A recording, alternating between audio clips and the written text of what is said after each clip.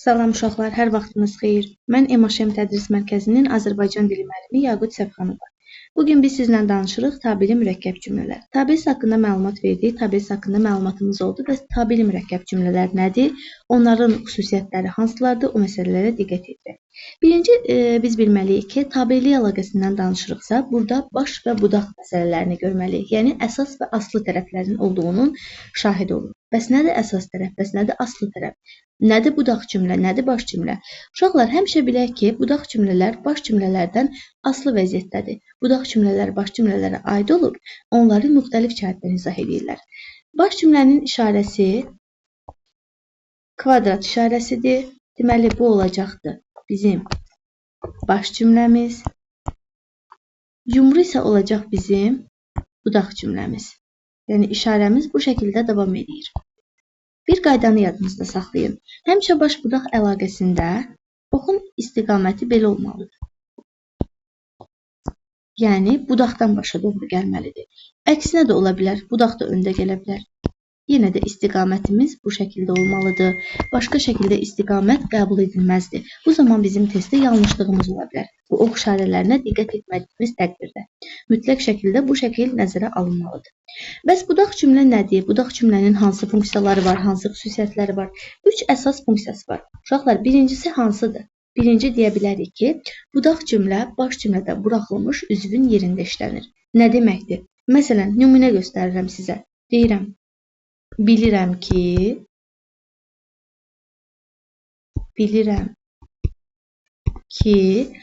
cümləni tamamlamıram, vaxtımız çox getməsin. Demək, bilirəm ki, o bugün məktəbə gələcək. Bilirəm ki, buradan bizim sualımız çıxdı. Nəyi bilirəm? Nəyi? Nə haqqında məlumatım var mənim? Demək, nəyin sual olacaqdır? Tamamlığın sualıdır. Tamamlığın, yəni baş cümlədə buraxılmış tamamlığın yerində işlənəcək. Sadələşəndə gəlib bu budaq cümləmiz. Sadələşmək bizim məsələmiz deyil, sadələşməyə diqqət eləmirik. Sadəcə budaq cümlənin funksiyasını bildik ki, baş cümlədən yaranan suala cavab verdi. Baş cümlədə buraxılan üzvün yerində işləndi. Bu birincisidir. İkincisi nədir bəs? İkinci qaydamız odur ki, baş cümlədə əvəzlik qəlibləri işlənir və həmin əvəzlik qəliblərin mənası budaq cümlədə aşkara çıxır. Əvəzlik qəlib işarə əvəzlikləridir. Yazıram bura. Əvəzlik qəliblər. Mörtəzə işarəsi qoyuram, işarə əvəzlikləri yəni. İşarə əvəzlikləri. Elə, belə, odur, budur, onda, bunda, o vaxt, bu vaxt. Eyni zamanda işarə məzmunlu sözlər də ola bilər. Məsələn, deyirəm ki, arzum budur ki, hamınız ali məktəbə daxil olasınız. Arzum budur. Arzum budur. Aha. Xəbərimiz oldu bizim. Nə? Arzum mübtada. Məsələn, hamınız ali məktəbə daxil olasınız. Artıq mən bu buduru budaq cümlə vasitəsindən izah elədim. Deməli, baş cümlədə işlənən əvəzlik qəlib odur, budur, elədir, belədir və yaxud da işarə məqsədli sözlər ola bilər. O vaxt, bu vaxt, onda, bunda və s. Onların mənası budaq cümlə tərəfindən açıqlanır. Buna deyirik, baş cümlədə buraxılmış əvəzlik qəlibin yerində işlənir. Üçüncü qaydamız isə nədir? Üçüncü qaydamızda biz tamam başqa bir şeylə rastlaşırıq. Buna ən çox şərt və qarşılaşdırma. Şərt, bir də qarşılaşdırma. Qarşılaşdırma budaq cümlələrində rast gələcək. Budaq cümlə baş cümlənin ümumi məzmununa tabi olur. Yazıram bura. Ümumi məzmun. Bəs bu nə deməkdir? Yəni, sənin qarşına şərt qoya bilər ümumi məzmunda və yaxud da bizə qarşılaşdıra bilər 2 dənə əlaməti. Biz keçmişdik sizlə qarşılaşdırma bağlayıcıları amma, ancaq, lakin, fəqət, halbuki isə və s. Bax, həmin o amma, ancaq, lakin bağlayıcıları tabeli mürəkkəb cümlədə də istifadə oluna bilər. Məsələn, nümunə deyirəm sizə. Deyirəm, o gəlsə də, amma mən getmədim. O gəlsə də. Burada biz indi bir keçəcəyik hamısını.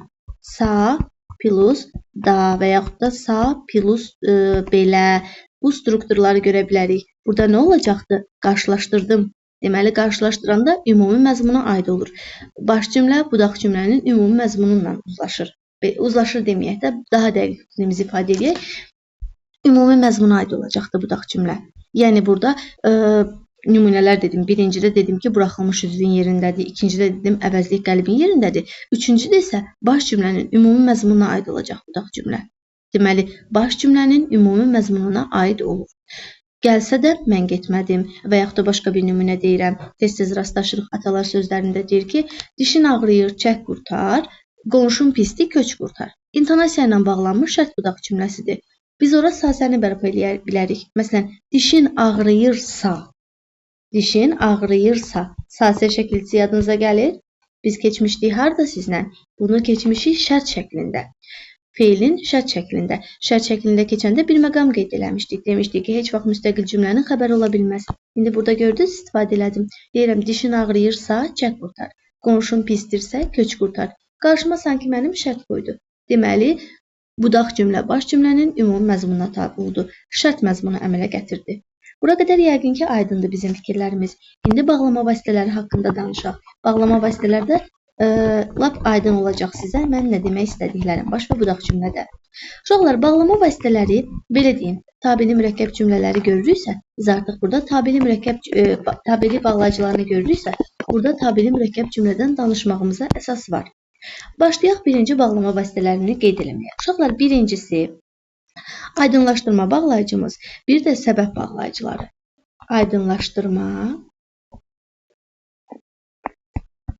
Aydınlaşdırma qısa yazıram. Hansıdır? K, bir də belə ki. Belə ki.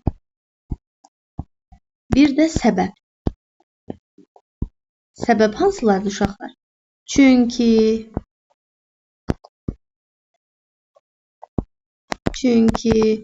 ondan ötürü, neysə, çünki, o nöqtələr qoyun, tamamlayırıq da, çox vaxt bitirməyək. Çünki, ona görə ki, ondan ötürü ki, onun üçün ki, o səbəbə ki və s. Bunlar həmişə gələndə yadımızda saxlayırıq. Baş birinci, budaq ikinci gələcək. Məsələn, mən demişdim ki, bugün hamı dərsə hazır olsun və yaxud da başqa bir nümunə deyirəm, başqa bir nümunə ilə bağlayıram, deyirəm ki, bağlayıcısından o xəstələnmişdi. Çünki dünən soyuq su içmişdi. Artıq onun xəstələnməyini izah elədi. Birində səbəb bağlayıcısı, birində isə aydınlaşdırma bağlayıcısından istifadə elədim. Deməli, kini, belə kini, çünki ona görə ondan ötürü kini görəndə biz nə deyəcəyik? Birinci baş, ikinci budaq gəlib. Bu şəkildə səsləndiririk. İstisnamız var təbii ki. İstisna hansıdır? Ki bağlayıcısı ilə bağlı istisna məqamımız var bizim uşaqlar. Ki bağlayıcısı bəzən zaman cümlələrində, yəni zaman anlayışı verən cümlələrimizdə, zaman budaq cümlələri deyirik biz buna, bu cümlələrdə budaq cümlə də öndə gələ bilər. Məsələn, nümunə deyirəm. Evə çatmışdım ki, evə sadəcə tez yazıram deyə xəttim biraz pis olur. Evə çatdım ki, o mənə zəng etdi. Mənə zəng etdi. Aha, deməli, burada evə çatdım ki ifadəsini gördük uşaqlar. Bizim sualımız hardan yaranacaq? Bax, bu cümlədən. Deməli, mənim budağım bura olacaqdı. Baş cümləm isə bura olacaq. Evə çatdım ki, o mənə zəng etdi. Nə zaman zəng etdi mənə? Evə çatanda. Bu kini buradan atıb yerinə anda, əndə şəkilçisini qoya bilərəm, feili bağlamanı. Evə çatanda o mənə zəng etdi. Və yaxud da yenicə evə girmişdim ki, qapını döydülər. Nə zaman qapını döydülər? Yenicə evə girəndə. Bu cümlələrin başında yenicə, təzəcə, indicə kimi ifadələrdən də istifadə edə bilərik. Demək, bunun istisna məqamını yadımızda saxladıq. Dedik ki, Q-da, belə ki də, bir də səbəb bağlayıcılarında əsasən baş cümlə öndə gələcək. Aydınlaşdırma və səbəb budaq cümlələrində baş cümlə, belə deyək, öndə gələcəkdir. Amma istisna məqamımız var, o məqamı xatırlamalıyıq zaman əlaqəli budaq cümlələrdə ki, budaq cümlənin tərkibində işlənir və budaq cümlə öndə, baş cümlə isə sonda gəlir. Bu məqam aydın oldu. İkinci məqama keçirəm. İkinci məqamımız bəs hansıdır? Bunu təmizləyək. Aha, ikinci məqamımız bəs hansıdır uşaqlar? İkinci məqam haqqında bir qədər məlumat verək. Burada necə olacaqdı? Burada gəlin danışaq hansından? Bağlayıcı sözlər. Bağlayıcı sözlər bəs hansılardır uşaqlar? Bağlayıcı sözlərə nümunə göstərək. Sual əvəzliklərini. Kim, kim ki və yaxud da o zaman ki,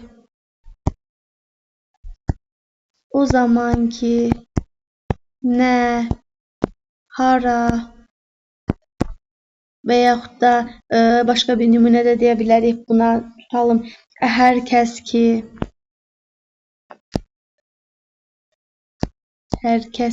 və s. Bu həm sual əvəzlikləri olacaq, həm də sual məzmunlu sözlər. Bəs bu zaman nə olur uşaqlar?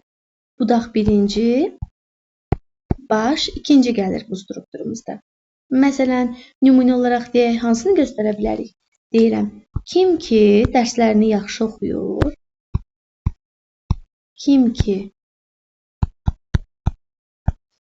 yaxşı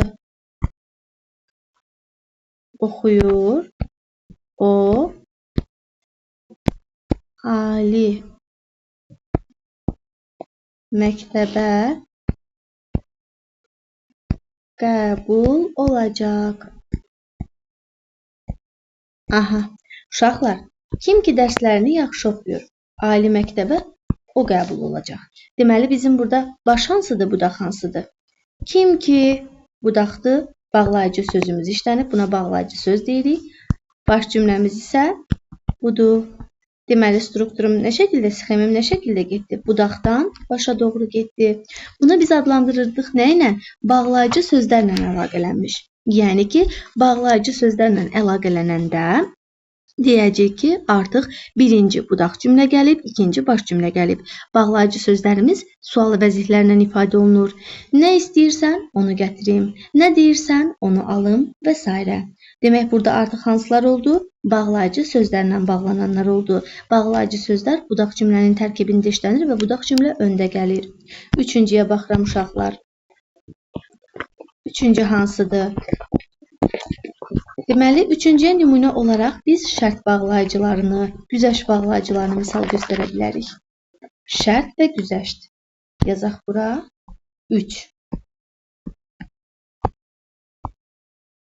Şərt və güzəşt bağlayıcıları. Aha, şərt bağlayıcılarını hansını eşitmişik? Əgər, hərgah, madam ki, bir halda ki, hərçənd ki və s. Məsələn, əgər gedirsən, bax, burada bir dənə belə nöqtələr qoyuram, səni də bərpa edə bilərsiniz. Yəni, buna da özünüz üçün qruplaşdıranda, özünüz üçün cümlənin hansı əlaqədə olduğunu, hansı, belə deyək də, baş budaq öncə gəldiyini qruplaşdırmaq istəyirsinizsə, səni də bura beyninizdə bərpa edə bilərsiniz, olmasa belə. Əgər gedirsən, onu da apar.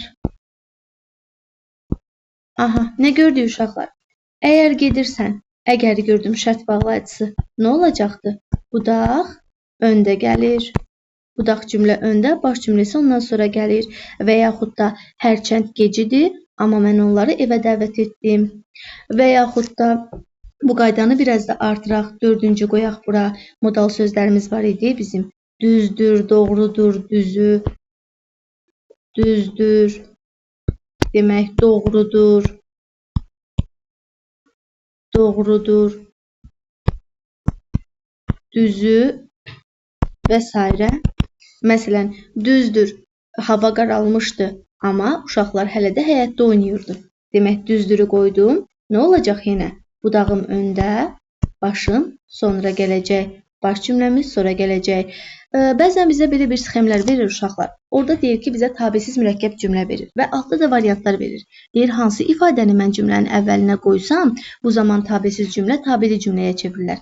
O dəqiqə siz fikirləşin. Düzdür, doğrudur, düzü və yaxud da hərçənd ki, bu ifadələri biz tabesiz mürəkkəb cümlənin önünə qoyanda artıq onun haqqında tabeli mürəkkəb cümlə kimi danışa bilərsiniz. Demək, modal sözlər də gələndə nə oldu? Budaq öndə, baş sonra gəldi.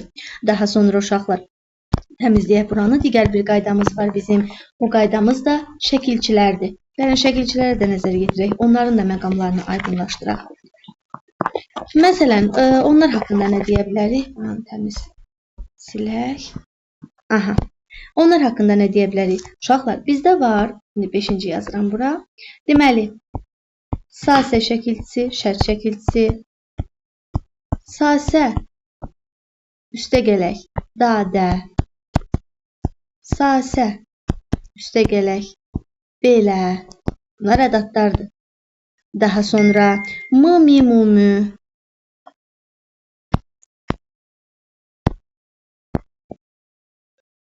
Mı, mi, mu, mü. Demək, bunları gördükdə deyəcəksiniz ki, budaq cümlə öndə gəlib. Məsələn, bayaq dediyim nümunə, o gəlsə də və yaxud da gəlsə belə mən getməyəcəm. Getməyəcəm. Aha, nə gördük uşaqlar? Gəlsə də, gəlsə belə mən getməyəcəm. Deyəcəksiniz ki, müəllim, bu şəkilçiləri gördük. Deməli, olacaqdır budaq, daha sonra olacaqdır başa doğru gedir. Aha, budaq, baş əlaqələnməsi olacaq. Birinci deyəcəksiniz ki, budaq əlaqəsi, yəni budaq cümləmiz gəlib, daha sonra isə baş cümləmiz ikinci işlənib. Bu qaydada yəqin ki, bizim yadımızda qaldı. Sasə, sasə dadə, sasə belə. Bu əlaqələri gördükdə artıq bizim budaq cümləmizi öndə gəlmiş kimi düşünürük. Sonra uşaqlar, intonasiya ilə bağlanma var. İntonasiya ən qədim vasitədir bunların içərisində. Ən qədim bağlanmadır. İntonasiyada nəyi nəzərə alırıq? İntonasiyada həmişə yadımızda saxlayın ki, baş birinci gəlməlidir. İndi istisna məqamını qeyd edəcəm. 6-cı oldu da. İntonasiya. İntonasiyada uşaqlar həmişə baş birinci gəlir. Ən qədim bağlanmadır. Məsələn, bilirəm, bilirəm, o gələcək. Aha, bilirəm, mən bilirəm, o gələcək. Burada nə gördünüz? Gördünüz, heç bir bağlanma vasitəsi yoxdur. Deməli, intonasiyadır. Bəs biz bunu intonasiya olduğunu düşünmək üçün özümüzə lap da belə deyim də, aydınlaşdırmaq üçün nə edə bilərik? Bura bir dənə ki, bağlayıcısını əlavə elə. Bir dənə ki-ni əlavə elə bura. Bilirəm ki, o gələcək. Deyəcəksən ki, müəllim, intonasiya ilə bağlandı, baş birinci gəldi, budaq ikinci gəldi. Yəni, sxem budur. Bu sxemə xidmət elədi. Amma istisnası var. Şərt budaq cümlələrdə. Məsələn, bu zaman sasəni bərpa edə biləcəksiniz. Deyirəm ki, istəyir getsin. Bağlama vasitəsi görmədik ki, intonasiyadır. Bunu iki cür düşünə bilərsən. Həm istəyir ki, getsin və yaxud da istəyirsə. Əgər bizim cümlə sxemimiz, bax bu ikinciyə uyğun gəlirsə, bu zaman sən deyəcəksən ki, budaq öndə, baş sondadır. Sasəni artırsan, şərt budaq cümləsi yaratsan. Əgər ki-ni göstərsən, bu zaman deyəcəksən ki, baş birincidir, budaq ondan sonra gəlibdir. Yəni, iki məqamı düşünmək mümkündür. İki məqamı bura qoymaq mümkündür. Və yaxud da başqa bir nümunəni qeyd edirik, başqa bir nümunəni deyirik. Onda hansıdır? O əlaqədə nəyi düşünmək olar? Məsələn, deyirəm ki sizə, məsələn, göstərirəm ki sizə, məsələn, biri azdır, ikisini götür. Bura yazım. Buranı bir təmizləyək. Biri azdır. Demək. Biri azdır. İkisini götür. Aha. Biri azdır, ikisini götür. Yenə intonasiya ilə bağlanma gördük. Amma burada ki-ni bərpa edə bilməyəcəksiniz. Bayaq dediyim bu nümunədə ki-ni bərpa edə bildin, sanı da bərpa edə bildin. Dedin ki, həm baş düşünə bilirəm, həm budaq düşünə bilirəm birinci gəlməyini. Amma bu ikinci dediyim nümunədə isə uşaqlar yalnız və yalnız sanı bərpa edə bilərik bura. Biri azdırsa, ikisini götür. Demək, burada hansı olacaqdır? Birinci budaq gəlib, ikinci isə baş cümlə. İntonasiyada bu şəkilçiləri bərpa edin. Bayaqları mən sizə dedim ki, sadır, sa plus dadır, sa plus belədir. Bunları harada görürsünüzsə, mı, mi, mu, müdür. Bu zaman budaq birinci gəlib. Bu zaman budaq cümlə birinci olmalıdır. Burada da biri azdır, biri azdırsa şəklində bərpa etmək mümkündür. Demək deyəcəksiniz ki, intonasiya ilə bağlanıb şərt budaq cümləsidir. Birinci budaq cümlə gəlib. Bu da yəqin ki, aydın oldu. Mən sizə mımi mumi haqqında da bir qədər məlumat vermək istəyirəm uşaqlar. Mımi mumi haqqında nə deyə bilərik? Bir qədər bu çətin bir, belə deyim, qarışdırılan bir məqamdır. Onu da izah eləyək və fikrimizi tamamlayaq. Mımi mumi. Həm baş cümlədə gələ biləcək uşaqlar, həm budaq cümlədə gələ biləcək. Nə cür düşünə bilərsən? Məsələn, deyirəm ki,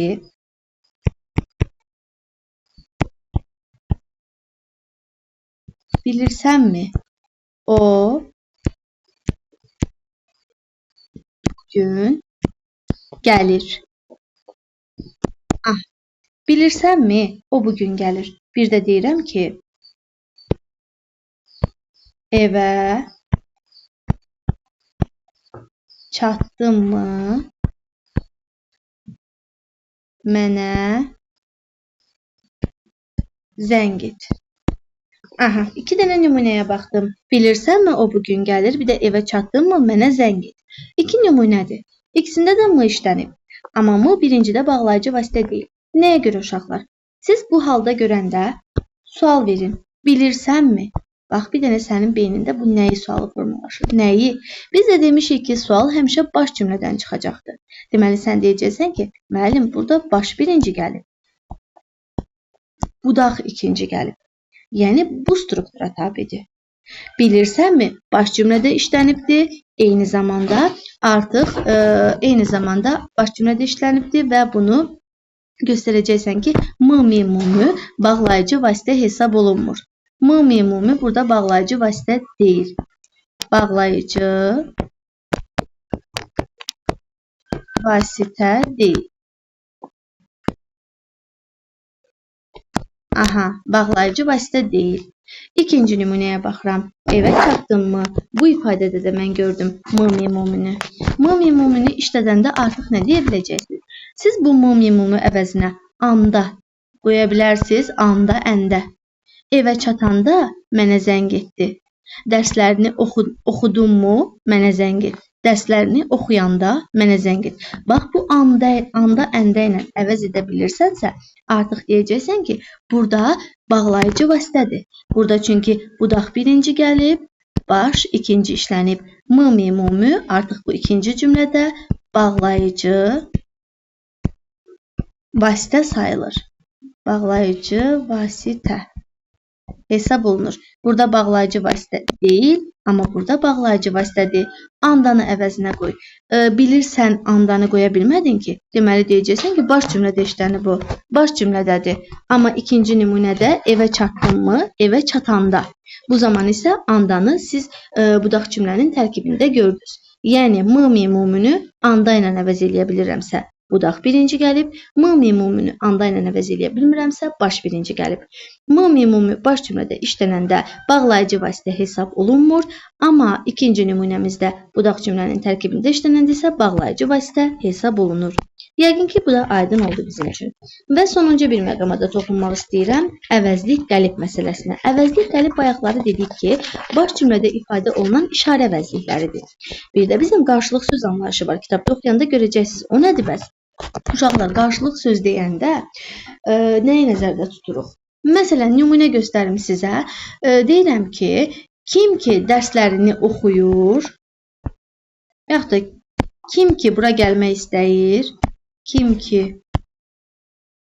bura, heç kini yazmıram. Bizə çaşdırıcı məqam olmasın. Kim bura gəlmək istəyir, onu çağır. Onu çağır. Çağır. Kimi çağır? Onu çağır.